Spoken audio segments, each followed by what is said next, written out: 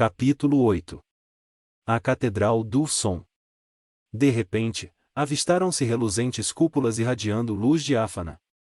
Com bastante alegria venho dar minha mensagem hoje, porque estou realmente satisfeito com os progressos que consigo, graças ao auxílio de todos os amigos, os de cá e os vivos e os que já não o são, isto é, relativamente ao nosso ponto de apoio ou ao nosso estado atual. O que é vivo para você é passado para mim e vice-versa.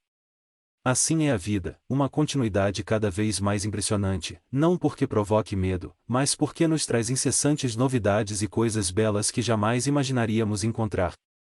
Veja só o que fomos descobrir. Num vasto platô, como que acharíamos no cimo dos Montes Urais, rodeado de belos píncaros nevados, de repente, avistaram-se reluzentes cúpulas, irradiando luz diáfana em lugar onde nunca imaginei houvesse alguém morando. É uma cidade perdida, pensei. Não, não era. Chegamos mais perto e vimos que as construções eram belas obras de arte. Quem teria feito aquilo? Aproximamo-nos ainda mais.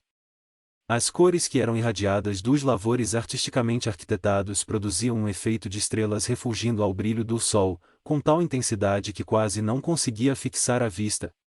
Procurava lembrar-me se havia estudado aquele lugar, quando me ocorreu que já era espírito e que, portanto, aquela linda cidade ou construções seria de matéria fluídica e não densa. Como vê, às vezes ainda a gente esquece que já é espírito. Acerquei-me com os outros do local. Lá estivemos muito tempo rodeando e tentando aclimatação para podermos penetrar, até que conseguimos, vagarosamente, chegar a um majestoso edifício todo recamado de refulgentes gemas, ou pedras brilhantes azuis, tendo dentro uma luz diáfana que não se sabia de onde vinha, mas que fazia cintilar o teto, de onde prendiam espécies de estalactites de formas artísticas e originais. A obra era feita pela mente de espíritos de grande capacidade artística e de grande conhecimento. Era uma catedral, a Catedral do Som. Isso porque ali tudo era transmitido através de sons harmoniosos, suaves, que nos diziam ou nos faziam sentir exatamente o que queriam exprimir. Logo que entramos ouviu-se um alegre murmurar de sons que pareciam nos dar as boas-vindas. Depois houve uma conversa entre nós e os sons.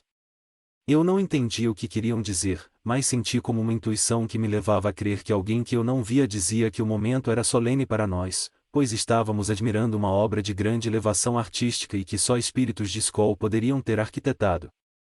Os construtores deveriam ter qualidades excepcionais para conseguirem aquele resultado. Isso não sei se pensei ou se ouvi, mas tenho a certeza de que senti através dos sons cristalinos que chegavam ao meu espírito. Depois senti um convite à oração.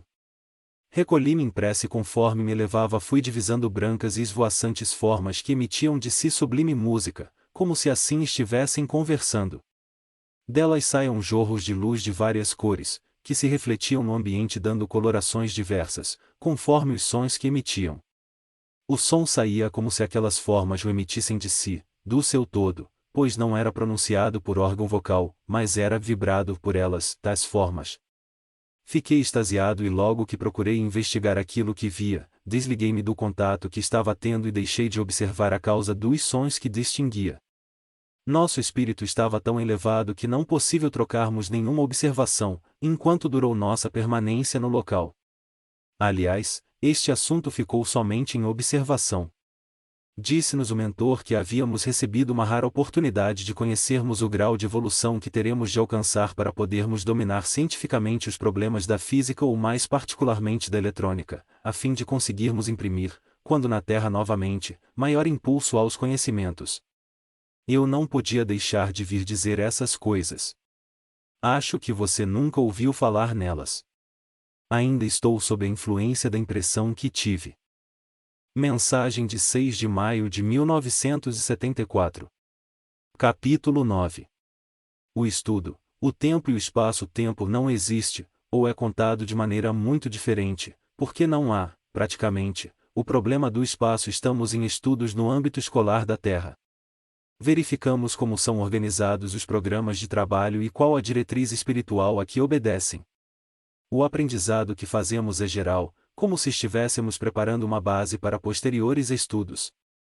Pode ser isso comparado ao cursinho que nos prepara a entrada em uma faculdade, se formos aprovados no vestibular. Não é fácil conseguir adquirir esses conhecimentos elementares, pois nos habituamos aos métodos da nossa sociedade e aos valores que ela considera necessários para tornar o aluno apto a exercer a atividade a que se destina. Notamos isso e falamos ao nosso professor. Ele, então, propôs que estudássemos a evolução dos métodos educativos desde a mais tenra infância. Fizemos pesquisas em muitos ambientes e fomos fichando tudo o que encontramos de notável, como as diferenças de caráter, tendências espirituais e provas kármicas de cada elemento observado. Agora estamos em um núcleo escolar infantil onde procuramos notar o comportamento das crianças e dos mestres. Achamos perfeitamente de acordo uns e outros. Tais espíritos têm os mestres que merecem, com raras exceções. Isso porque já estava tudo preparado e cada pessoa ocupa o lugar que lhe cabe dentro da sociedade. Assim, cada espírito recebe os ensinamentos necessários ao seu aprendizado e cada mestre mantém o contato que deve com aqueles aos quais precisa levar uma semente boa, a fim de que esta mais tarde possa produzir bons frutos. Os semeadores são sempre pessoas em luta pela sua melhoria, inclusive aqueles que trazem um grande acervo de conhecimento de métodos. Aliás, estes principalmente. Minha vida aqui é a melhor possível. Ainda estou morando na mesma cidadezinha. Mas viajo muito em estudos. Nosso grupo todo se desloca. Percorremos o mundo e já fizemos grandes relações com irmãos de outras terras, mas ainda não fomos à Índia nem à China. Esperam que tenhamos maiores conhecimentos para atender melhor o espírito desses povos. Estamos terminando o estudo sobre a educação das crianças e vamos fazer o mesmo em outras sociedades terrenas, a fim de fazer confrontos e tirar conclusões. Não há só trabalho aqui. Também nos divertimos, passeamos muito e fazemos viagens de recreio. O tempo não existe, ou é contado de maneira muito diferente, porque não há, praticamente, o problema de espaço. Nosso pensamento, dependendo da nossa capacidade de emiti-lo, nos leva rapidamente aonde desejamos ir. Os entraves são ocasionados geralmente pela nossa incapacidade e, às vezes, pelo meio em que nos encontrarmos. É possível que ainda se consiga impedir que o ambiente provoque obstáculo ao nosso deslocamento. A prática pode ensinar-nos a vencer esse pequeno obstáculo. Sem o recurso da volição é mais difícil caminhar, porém nem sempre podemos usá-lo. Volição é a capacidade de podermos nos deslocar como a luz se desloca, isto é, em pequenos impulsos.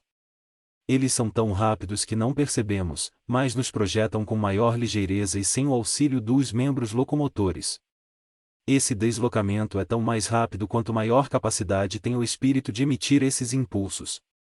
Aprendi a me locomover assim e fui estudar como isso era possível. Sim, funcionamos como um motor, ou melhor, um reator que produzisse infinitas modulações capazes de, uniformemente, provocar uma descarga em tempo mínimo, no sentido de movimentar a área circunjacente, formando um vácuo, projetando o corpo para a frente. Esse vácuo seria formado no sentido exato da direção a seguir. A pressão oposta como que empurraria o corpo. Como vê, não somos nós que caminhamos. Somos impelidos pelas forças da própria natureza. Basta, para isso, que saibamos criar as condições. Creio que entendeu uma pequena lição. Procure pensar sobre ela, porque lhe será útil quando mudar de plano. Agora é impossível conseguir. Tempo virá em que o homem encarnado conseguirá caminhar com maior facilidade e sem desgaste. A própria gravidade será problema do passado, mas isto ainda não posso explicar. Ficará para uma lição posterior. Agora vou voltar aos meus afazeres. Recomende-me aos meus pais. Diga-lhes que tenham calma em qualquer circunstância, porque tudo está certo. Mensagem de 20 de junho de 1974. Capítulo 10. O arquivo mental e os gênios não conquistaram seu avanço sobre os demais somente na encarnação em que se evidenciaram. Que Deus abençoe a quem serve. Quantas vezes desejaríamos deixar uma informação oportuna aos entes queridos que estão na Terra, ainda encarnados, e não encontramos meios de o fazer. A intuição simples nem sempre é assimilada, pois normalmente habituais aos encarnados que lutam pelo que na sociedade é considerado importante adquirir. Como nem sempre a estrutura espiritual dos níveis das criaturas se mede com os mesmos pesos que os da sociedade, não há assimilação possível, se faltar o alerta espiritual sob a forma de educação nesse sentido. É preciso que todos nós nos enfronhemos nas verdades eternas daquilo que em nós é eterno, ou o Espírito. Sim, devemos manter nossa vida encarnada de acordo com o ambiente em que vivemos, porém nunca agir em detrimento de nosso progresso espiritual, pois foi para conseguirmos evoluir que nos foi concedida a encarnação no ambiente propício ao aprendizado indispensável a essa evolução. Nunca é demais lembrar aos nossos irmãos encarnados sobre a necessidade de se conduzirem de forma a manter vigilância em todos os setores de suas atividades, de tal forma que abranja toda a conduta pessoal de cada um, mesmo nos momentos dos reservados solilóquios. É dentro de nós que se elabora a conduta que se manifesta ao contato com os outros. Quando não conseguimos conduzir devidamente nossas reações internas, estas, ao se externarem, apresentam dissonâncias, que provocam muitas vezes conflitos entre a maneira que desejamos ser e a que realmente apresentamos aos que nos cercam. Notem que não estamos aconselhando a se afivelar em máscaras para impressionar ou manter uma situação falsa. Aconselhamos, isto sim, o entendimento perfeito das condições que devem ser estabelecidas para que, normalmente, nossas reações se exteriorizem, ou melhor, se expressem ao contato com as criaturas, de maneira condizente com os altos princípios vibratórios do cosmos superior. Se essa lição estiver muito difícil de ser compreendida é porque ainda não se tentou elaborar, dentro do íntimo, uma perfeita coadunação de interesses espirituais, a ponto de se traduzirem em formas de conduta apreciáveis no sentido de estarem em vibração uníssona com os interesses da criação. Somos todos criaturas que tivemos início em um vasto programa de desenvolvimento evolucional iniciado há muitos milênios e já caminhamos muitas etapas, onde nossa vontade não poderia ter influído, porque ainda não estava perfeitamente desenvolvida. Expressava-se ela no desejo intenso de viver e esse impulso inicial de vida transformou-se aos poucos em desejo de melhorar as condições dessa mesma vida, ora em pequenos progressos biológicos, ora conquistando e ampliando os meios de sobrevivência e amparo material. Olhando por esse ângulo, podemos afirmar que a inteligência ou, melhor dizendo, o princípio inteligente, está em nós desde a primitiva célula que gerou nosso organismo perispiritual. Essa inteligência deve possuir meios, cada vez maiores, de poder revelar-se através de uma mente progressivamente desenvolvida.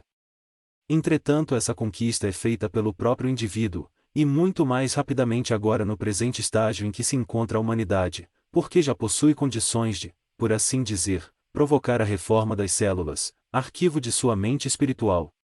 Essas células poderão conter maior número de informações necessárias, no momento em que tiverem de responder sobre a maneira correta de o indivíduo conduzir-se perante as leis espirituais que regem a evolução nesse campo. Todos sabem que o espírito não pode manifestar-se de forma normal se possui um cérebro atrofiado. As tentativas de traduzir no plano físico suas ideias transformam-se em débeis expressões, ininteligíveis aos demais. No entanto, em um cérebro bem formado e sadio, ele pode chegar às culminâncias de introduzir pensamentos absolutamente novos para o ambiente em que vive. Para que se consiga manter a mente em constante progresso, é indispensável que estejamos arquivando incessantemente conhecimentos novos, que podem ser de dois tipos: a. Informações que recebemos através de outras mentes, b. Elaboração própria do indivíduo que realiza pesquisas no campo subjetivo, encontrando, através do seu trabalho mental, conhecimento dedutivos. Quer dizer que, baseado em sua percepção subjetiva, consegue estabelecer outras normas que o levam a adquirir conhecimentos colaterais, ou muitas vezes essenciais, que irão incorporar-se ao acervo da sabedoria do espírito. As noções conseguidas e elaboradas com o auxílio do corpo são mais resistentes, fixam-se melhor. Tanto isto é verdade que os espíritos são preparados em sua fase menos densa e depois encarnam para conquistar o que aprenderam.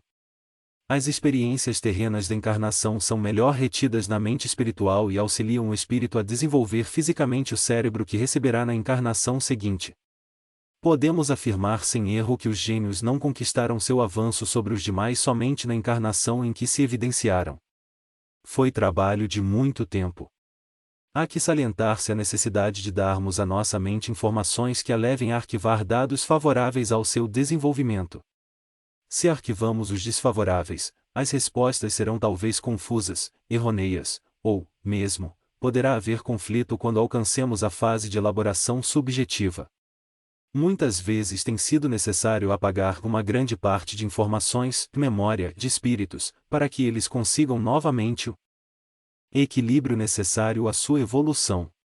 É o caso dos mumificados espirituais que, às vezes, assim permanecem por milênios inteiros, até que haja desaparecido toda a carga destrutiva que arquivaram erradamente em várias vidas terrenas.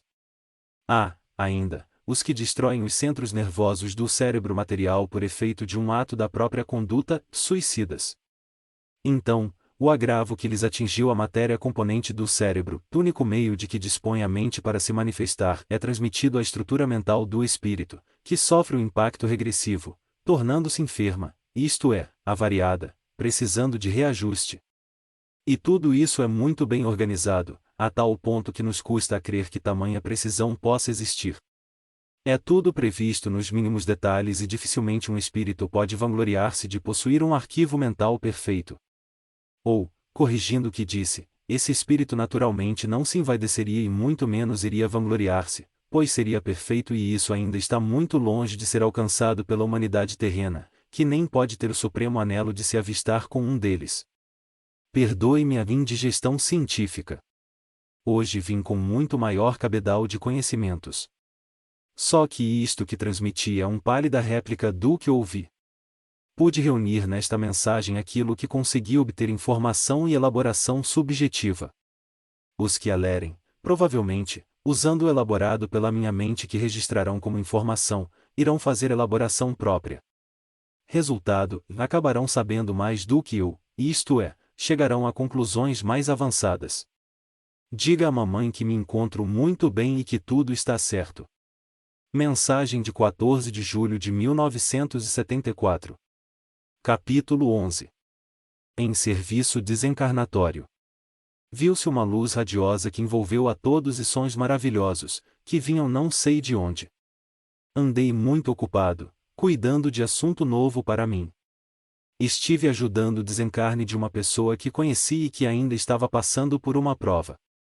Acompanhei todo o trabalho dos irmãos mais experientes e vi muita coisa que jamais iria compreender, se estivesse encarnado.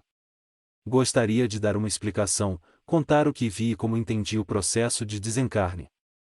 Já fazia alguns meses que sabia da próxima vinda dessa criatura para o espaço. Recomendaram-me que nada dissesse a ninguém. Cumpri o prometido e assim deram-me a oportunidade de acompanhar o desencarne. A doença que vitimava o irmão prendia-se a motivos kármicos e constituía uma sagrada oportunidade de resgate. O sofrimento que essa doença acarreta depura o espírito e deixa perceber a extensão de certos vícios sedimentares em suas diversas fases evolutivas, bem como os sentimentos de ira, de vingança e outras inclinações mais que ainda possuímos. Isso está por ser estudado mais profundamente pela psicologia médica. Não sei se entendem que a medicina precisa basear suas teses nas reações psicológicas do indivíduo. Se a criatura não conseguir dominar seu próprio corpo, não poderá curar-se de doenças e muito menos evitá-las. Repousa no espírito a força que protege o homem dos males que atacam seu corpo e desequilibram sua mente. A pessoa de quem eu falo precisou ficar no corpo até que chegasse a hora, como dizem. Há uma forte razão para assim acontecer. Nenhum irmão que o assistia pretendeu aliviar seu sofrimento antecipando sua saída do corpo. Auscultavam, davam passes, tomavam medidas de auxílio para fortalecê-lo espiritualmente. Notei que observavam atentamente o paciente. Havia sempre um irmão perto dele como se fosse enfermeiro. Cuidavam muito do seu equilíbrio mental. Houve um dia em que não consegui conter a curiosidade e fiz a clássica pergunta que, segundo me informaram depois, todo espírito em minhas condições costuma fazer. Quis saber por que não retiravam logo o irmão, já que não seria mais possível reconstituir-lhe o físico. O médico, pacientemente, explicou que nada deve ser feito antes do momento próprio. Se o espírito for retirado sem o devido preparo, pode acontecer que leve grande carga doentia, o que iria dificultar sua convalescença no espaço, que seria bem melhor para ele sofrer um pouco mais no corpo, para gozar melhor e mais brevemente a libertação. Quando acontece, naturalmente por inexperiência, ser a pessoa retirada antes do momento propício, ela vai sofrer mais tempo como desencarnada. Não há vantagem, portanto. Os espíritos que se dedicam à assistência aos desencarnantes têm grande prática e sabem ver o momento exato do desprendimento. É o que se dá ao colhermos um fruto, sabemos quando ele está maduro. Assim acontece. Quando se aproxima a hora de ser retirado, o espírito é avisado de que em breve deixará de sofrer. Ministram-lhe passes que lhe transmitem forças e muitos conseguem até apresentar melhoras, enganando os familiares que os rodeiam, fazendo descrever a tensão emocional entre eles. É a coragem de que reforça o espírito para o desligamento final. Esse desligamento é interessante de ser observado. Como ainda sou aluno e quase nada aprendi, não sei explicar de maneira mais clara ou científica como se dá o fenômeno. No caso que estou relatando, foi feito ao espírito um chamamento, de modo a fazer com que se voltasse para o plano espiritual, e se manteve com ele uma conversa telepática. Não sei o que lhe disseram. Não captei. O irmão já estava cansado de sofrer e depois que entendeu a mensagem mostrou interesse em verificar quem estava presente. Conheceu um de nós e enviou pensamentos de afetividade, o que fez com que os irmãos que o observavam esboçassem grande calma e aparentando saber o que faziam, continuaram apresentando imagens belas ao irmão, de acordo com suas possibilidades de apreensão e entendimento. Assim, viu-se uma luz radiosa que envolveu a todos e sons maravilhosos que vinham não sei de onde. Até perfume espalhou-se em volta. Logo, formas vagarosas tornaram-se visíveis para nós, mas o irmão não se percebeu. Muito vagarosamente, foi sendo chamado o espírito para fora do corpo. Aos poucos foi desprendendo-se, como casca, corpo. Saía por todos os poros, segundo parecia. O desligamento final aconteceu mais rápido. De repente, após um de nós ter-lhe estendido as mãos, ele se sentiu atraído e largou o corpo, que tombou. Não se deu conta do momento exato e final de seu desencarne, pois riu de satisfação ao nos abraçar e logo caiu na sonolência, que dizem ser natural. Foi levado para as câmaras de repouso para ser cuidado até se recuperar. Não é bom para os espíritos recém-desencarnados ficarem largados por aí, sem alguém que deles cuide nessa fase inicial. Há perigos aos quais estão expostos e podem ser até muito maltratados. Imaginem se podíamos pensar nisso se não tivéssemos visto. O interesse é que ninguém se apercebe do que acontece e que seria possível, mesmo ao encarnado, acompanhar a fase do desencarne. Cada pessoa enfrenta a morte de maneira diferente. Porém, as fases são quase as mesmas para todos. Segundo nosso mentor, há os que são apressados, impacientes, que querem livrar-se logo do sofrimento físico acabam carregando consigo muita mácula para expurgar depois. Há os que são por demais agarrados ao plano físico e tentam ludibriar os encarregados da operação, para permanecerem mais algum tempo no corpo. Estes têm sofrimento mais longo e também saem desiludidos, sem esperança e realmente cansados. Como se retiram com revolta, porque desejam ficar, então sofrem duplamente. Há os que são expelidos do corpo porque este, de repente, deixou de ter condições de servi-los, como aconteceu comigo, que não me apercebi, naquele momento, que havia desencarnado. Ainda não estudei bem o meu caso. Não quiseram tocar no assunto, porque são unânimes em achar que não há necessidade de o fazer agora. Há os que destroem o corpo e voltam em condições precaríssimas. É tão triste a situação desses espíritos que nem tenho desejo de contar. Os desencarnes seguem todas as fases predeterminadas pelas leis cósmicas. Elas se aplicam independentemente da vontade de quem quer que seja, o que não impede que possam ser violadas. Como o corretivo é inerente ao engano cometido, ele se aplica em decorrência da própria violação. Há atenuantes e agravantes que podem amenizá-lo ou torná-lo severo nas consequências das violações, porém nada disso depende de nossa vontade no sentido de minorar os sofrimentos. Podemos acalentar os sofredores, dar-lhes ânimo e esperança, mas não temos poder para retirar-lhes as provas, ou antes, os reajustes. Todos nós nos enganamos muito quando estamos encarnados, sempre que vamos julgar a vida de nossos semelhantes. Lembro-me de ter ouvido falar de determinadas pessoas que eram tão boas e que, no entanto, tiveram de passar por grandes provações. Isso sempre me intrigou e eu não conseguia atinar com a sua razão. Agora, já com a visão mais ampla de nossa vida, compreendo tudo isso. De nada adianta querermos fugir à lei, porque ela está gravada em nós.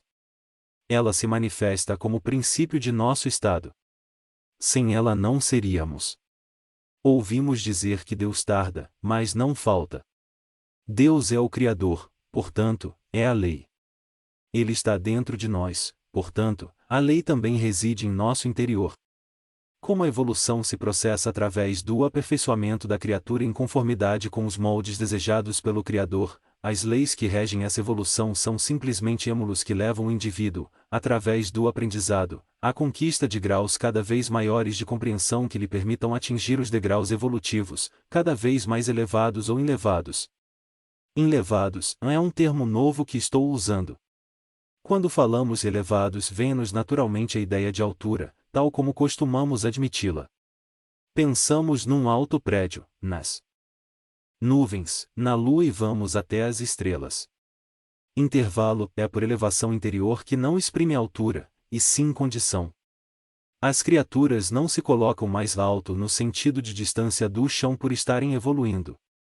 Adquirem condições, de modo a poderem viver em sintonias especiais, mesmo entre criaturas menos evoluídas.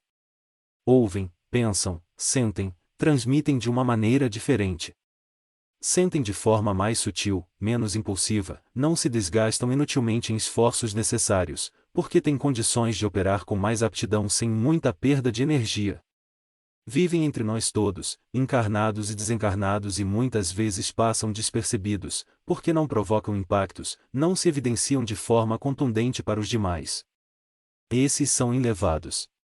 Esse termo eu sei que não é conhecido, mas quis empregá-lo, porque desejo que vocês o conhecem também. Hoje eu falei sobre coisas muito sérias. Seria preciso falar de alguma coisa mais leve. No outro dia aprendi a perceber a diferença que existe entre uma pessoa parada e outra andando. Uma delas trazia a cabeça toda envolta em negras nuvens e a outra trazia junto de si uma forma escura. Qual a diferença entre as duas criaturas?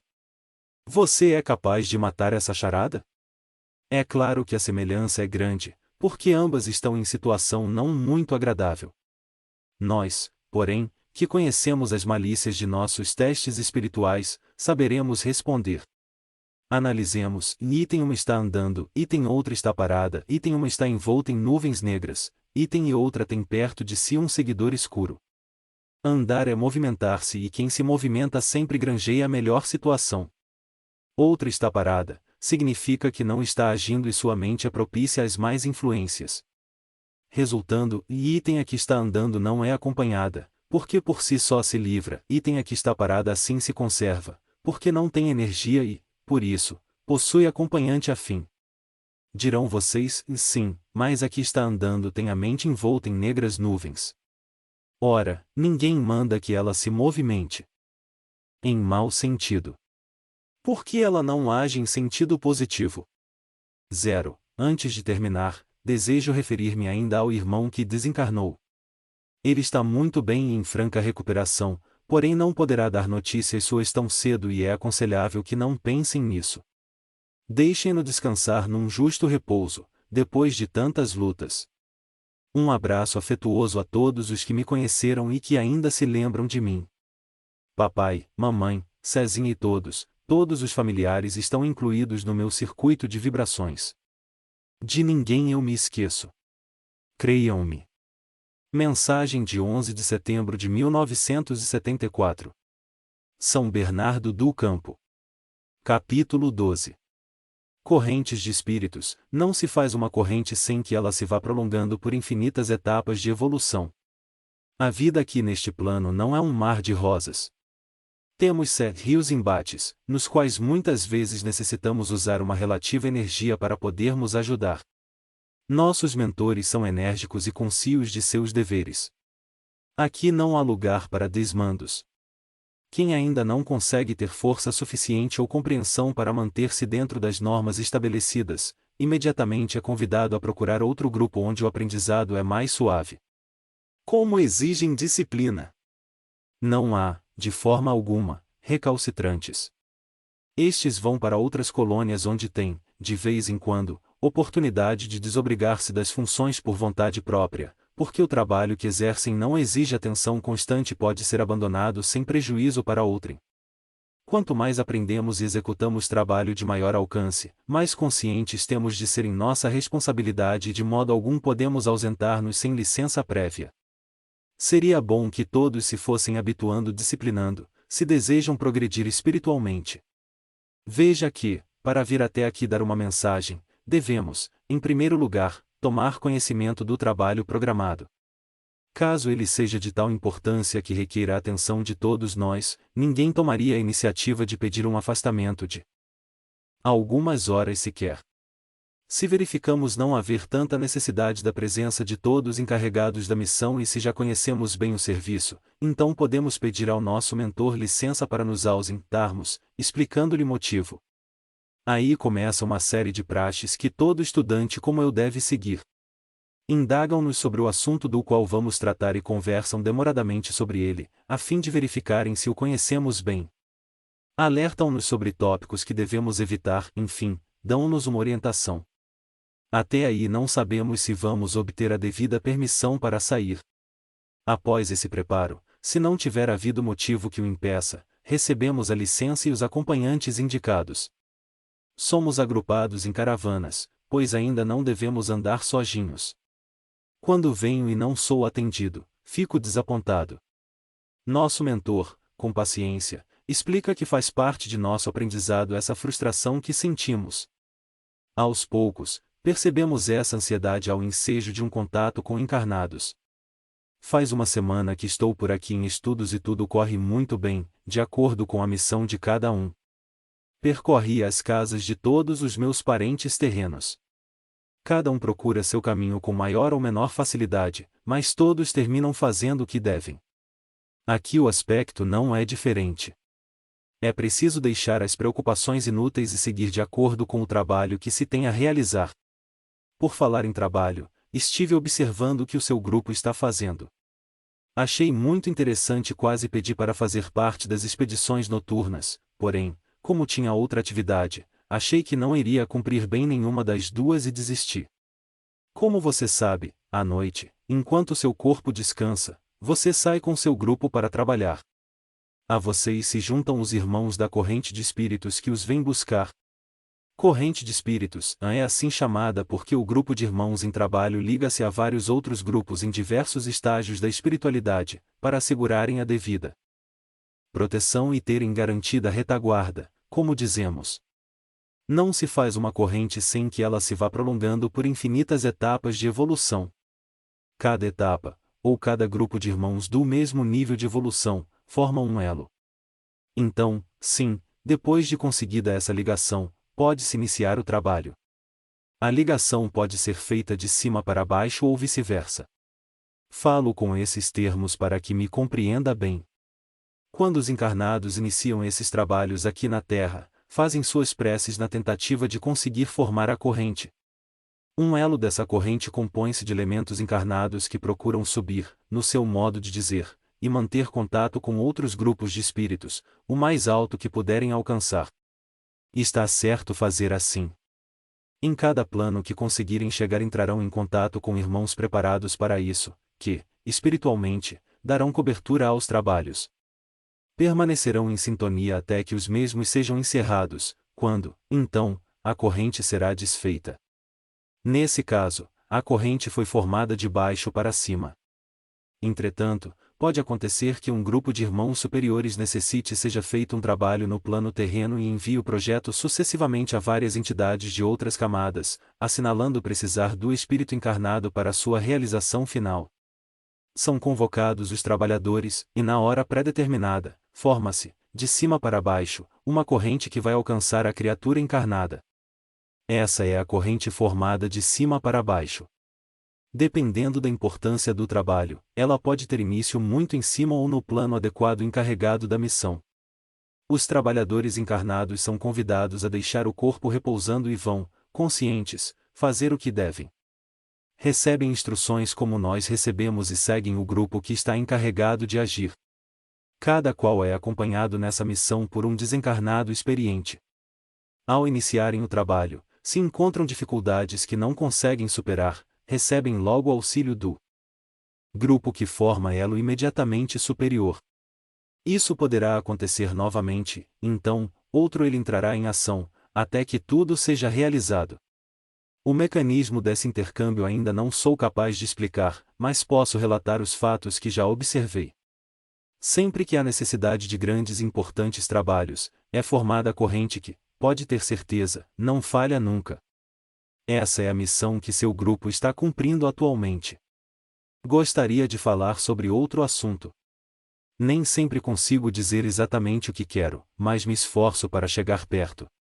Por exemplo, quando dizemos que aqui é tudo rarefeito em relação à matéria que conhecemos quando encarnados, fazem ideia de que a densidade relativa é rarefeita. Não, não é. As moléculas guardam entre si os mesmos espaços como na matéria. A matéria é que é diferente. Somos corpos iguais, de matéria diferente. Tudo se opera como se fossemos gente mesmo. As diferenças estão nas propriedades dessa matéria, que não condiz exatamente com a que forma o mundo dos encarnados. Ela é mais maleável do que a da Terra. Fazemos coisas diferentes por métodos também diversos daqueles que usávamos aí. Isso é muito interessante. Expliquei em minhas primeiras mensagens que conseguia atravessar as paredes das casas feitas por encarnados. Mas havia paredes que me repeliam. Lembra-se? Agora conheço a razão e vou fazer o possível para explicá-la de modo a que entenda. Já ouviram dizer que tal qual construção parece ter alma? Muitas casas, ou monumentos, ou seja lá o que for que se construa na Terra, algumas vezes constituem obra de tal importância, particular ou social, que muitos espíritos se empenham em ajudar a construir e dão até o seu auxílio manual, trabalhando ombro a ombro com os operários encarnados. Enquanto estes últimos manejam a cal e o cimento, os obreiros espirituais usam material próprio do plano em que vivem os desencarnados. A obra tornar-se uma dupla construção. Resultado: temos dificuldades em atravessá-la.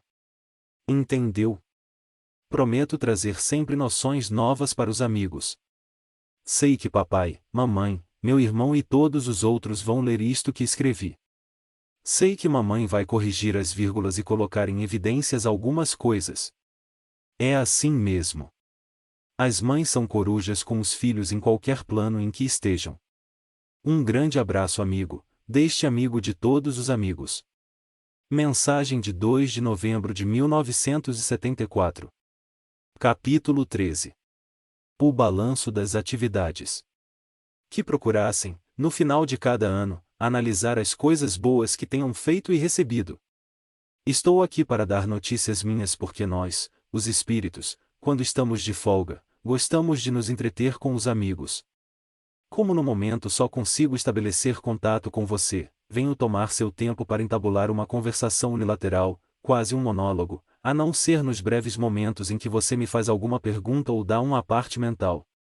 Como sempre em constante atividade, tenho trabalhado e estudado bastante. Nosso trabalho tem sido bem interessante e variado. Soube que meu pai e minha mãe estiveram aqui em sua casa dias atrás, porém não pude vir, porque tinha tarefas importantes a realizar. Conforme vamos progredindo em nossa compreensão, recebemos encargos de maior responsabilidade e não podemos nos afastar com facilidade de nossa missão. Isso acontece em toda parte com os encarnados também. Aliás, é bem provável que, por esse motivo, de agora em diante, minhas mensagens sejam mais espaçadas. Sempre que puder, virei. Meu calendário marca o fim de um ano muito bom para todos e cheio de realizações. É assim que mantemos em dia as informações sobre todas as pessoas por quem nos interessamos, usamos uma espécie de agenda onde anotamos as coisas mais importantes que temos de conseguir e as consumadas. Seria muito bom para todas as pessoas encarnadas manterem anotações dos projetos ou objetivos que desejem alcançar, assim como daquilo que realmente conseguem fazer. Veriam quanta coisa realizam. Embora se esqueçam depois. Seria oportuno lembrar-lhes que nem sempre as lamentações e os resmungos são procedentes. Todos nós temos por hábito reclamar das coisas que nos aborrecem e não nos lembramos das que nos causam alegrias. Vivemos o momento feliz como se fosse um acontecimento natural, porém, quando temos um pequeno problema ou um malogro em nossos propósitos, não os encaramos com naturalidade. Ora, sendo a vida um contínuo aprendizado, ela é delineada de forma que as vitórias e derrotas, os sofrimentos e as alegrias se alternem para que possamos estar sempre enfrentando situações novas e aprendendo a resolvê-las. Admitimos que devemos nos alegrar nas horas felizes, mas não conseguimos pensar da mesma forma quando chega o momento de sofrer pelas dificuldades que encontramos. Caberia aqui uma parte: alguém conseguiria ser alegre quando está sofrendo? Sim. Há sofrimentos redentores que, para o espírito que possui compreensão, causam tranquilidade tal que pode ser considerada felicidade. Ela sabe que está atravessando um vale sombrio para encontrar mais adiante um campo verdejante.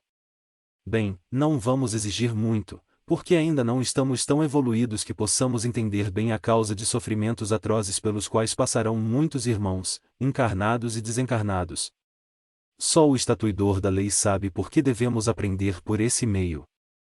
Estou tocando neste assunto porque gostaria que todos os que deixei, amigos e parentes, procurassem, no final de cada ano, analisar as coisas boas que tenham feito e recebido, fizessem como que um balanço das atividades do ano para poderem verificar o que de bom realizaram e o que receberam de outrem ou da própria vida.